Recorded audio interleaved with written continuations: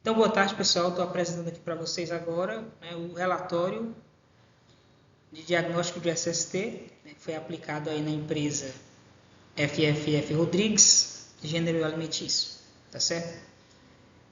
Essa apresentação está sendo feita para a disciplina de prática profissional do professor Thomas, certo? Então, vamos lá. Lembrando que, pessoal, o resultado do diagnóstico que a gente implantou na empresa, né? A gente fez primeiro um diagnóstico empresarial da situação, né? E aí a segunda etapa é justamente essa, que é a etapa que a gente decidiu então para fazer como solução do que a gente identificou na primeira etapa. Então, vamos lá. Então, a situação anterior, pessoal, né? O que a gente identificou, né, lá na empresa, na apresentação do primeiro, né, do diagnóstico. Basicamente, a empresa ela não foi identificado equipamento de proteção coletiva instalado. Tinha algumas máquinas que não tinham equipamento de proteção coletiva, não possuía sistema de proteção contra incêndio no mínimo possível, ou seja, nem extintor tinha. Não se identificou o uso de EPI pelos colaboradores, se identificou muito pouco. Treinamento de R12 apenas os que já foram feitos em outras empresas, né? E não apresentação de sinalização de segurança adequada. E também não consta nenhum tipo de padronização nos processos de trabalho, né? E aí as medidas propostas pela gente já na segunda etapa, né, foi basicamente isso. A gente apresentou, né, para o dono da empresa, como medida administrativa, uma planilha, né, que ele simplesmente nessa planilha ele coloca os dados brutos e líquidos e brutos, né, anual, e aí ele escolhe uma porcentagem que ele quer investir anualmente com o SST, né? No caso aí vai ficar a critério do proprietário, a gente conversou muito com o proprietário sobre isso, e ele teria então duas opções, né? A opção 1, ele contrataria um técnico de segurança do trabalho para fazer essa implantação, e a opção 2, ele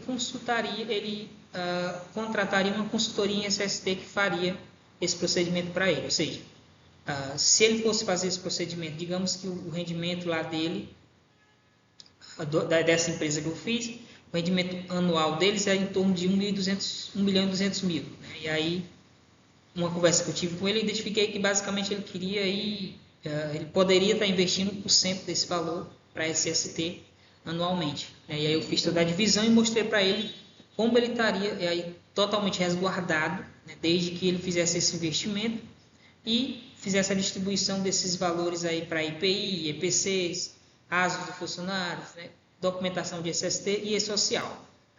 Se ele fosse fazer isso por conta própria, ele gastaria em torno de 25 mil. Contratando uma consultoria em SST, ele gastaria em torno de 11 mil.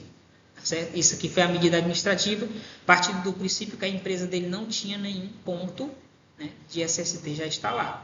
E aí, esse seria o pontapé inicial.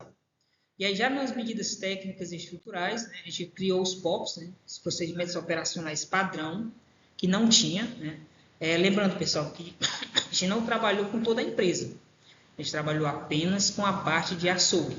Foi a parte mais crítica e que mais trazia riscos ali para os colaboradores, né? E aí a gente trabalhou aí com a máquina de serra-fita, que é uma máquina altamente perigosa, pode causar amputação a qualquer momento, assim também como o moedor de carne que eles têm lá, que usam muito, né? Inclusive são diariamente o uso desses dois equipamentos.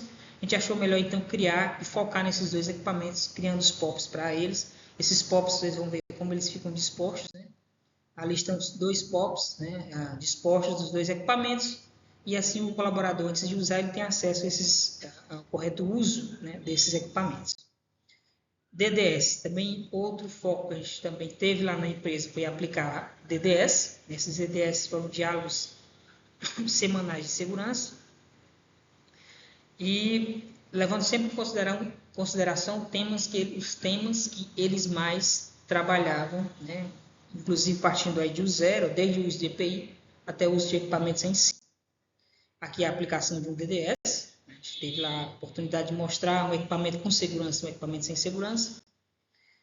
Treinamento, né? Foi assim, o outro viés também, a gente aplicou um treinamento breve, lógico, sempre deixando claro que esse treinamento não é um treinamento válido, é apenas um treinamento a título de segmento, de prosseguimento com a disciplina de prática profissional. mas é como se fosse um treinamento válido. Então foi feito um treinamento, né, pegando aí toda a parte do uso desses equipamentos, que é a fita, né, o moedor e moedor de carne, e com foco lá no anexo 12 da NR12, tá certo? E aqui foi parte do treinamento, né, mostrando o equipamento sem proteção, com a fita exposta, né, o equipamento já antigo. Inclusive foi trazida a proposta de que eles pudessem fazer essa troca desse equipamento, que eles têm um equipamento novo, mas preferem não usar justamente por conta das botoeiras, que segundo eles é algo complicado de usar, mas a proposta foi feita. E plano de ação, né? Para finalizar, a gente fez aí um plano de ação. No caso, a gente fez 3 planos de ação. Né? Justamente por quê? Porque caso o profissional, aliás, o proprietário da empresa não quisesse implantar um, ele teria o outro. Né? Se ele não pudesse implantar o outro, ele teria outra opção. No caso, não tem como ele, não vou implantar porque esse é muito complicado, ou é muito complexo. Não, a gente fez plano de ação. Esse primeiro plano de ação é a melhoria na segurança operacional, né, focado mais nas máquinas, né, inclusive tem aí ações como adequação daquela máquina, NR12, né, treinamentos também consta aí dentro. O segundo plano de ação foi de capacitação, né, capacitação contínua da equipe, pelo menos 2 vezes por ano, capacitação para todas as da equipe, inclusive para pessoas de terceiros que chegarem a usar as máquinas, também passariam por treinamento. O terceiro plano de ação foi de gestão de risco para a melhoria da condição de trabalho. Aqui já é pensando em todos os 8 funcionários que tem dentro da empresa. Né? Não foi pensando só o pessoal do açúcar, aqui já é um plano de ação mais amplo, e aí fica a critério do proprietário estar lá ou não. No caso, pessoal, eu não coloquei data específica, por quê? Justamente para também o profissional, o proprietário, ele não tem como dizer, não fiz esse plano de ação porque já passou o tempo. Não, a partir do momento que ele começou de um mês, dá prosseguimento normal.